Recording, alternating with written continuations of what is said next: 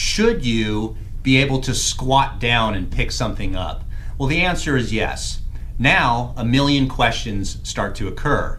Well, when you do squat, should your feet be pointed straight or should they be pointed out? That's a common question that people ask me.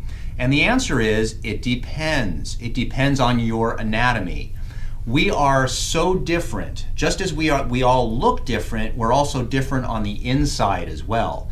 Some people, the way their body is shaped, and we have no control over this. This is just genetic. Some people, the way our bodies are shaped, they have better flexibility of their ankles and they have excellent internal rotation of the hips. So some people are able to squat down properly and their feet are straight ahead. Other people, because of the shape of their hips, which is genetic, and the amount of dorsiflexion they have of the ankles, they need their feet wider apart and their toes pointed 10 degrees out.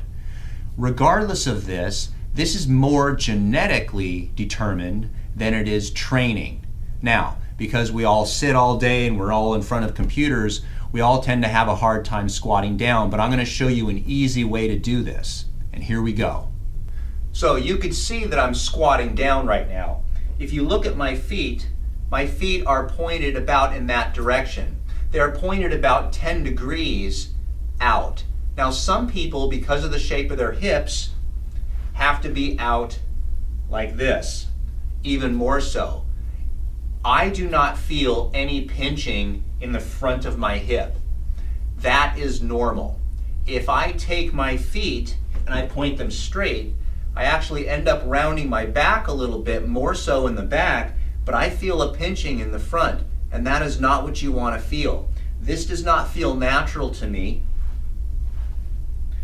whereas this feels very natural. I could squat like this all day.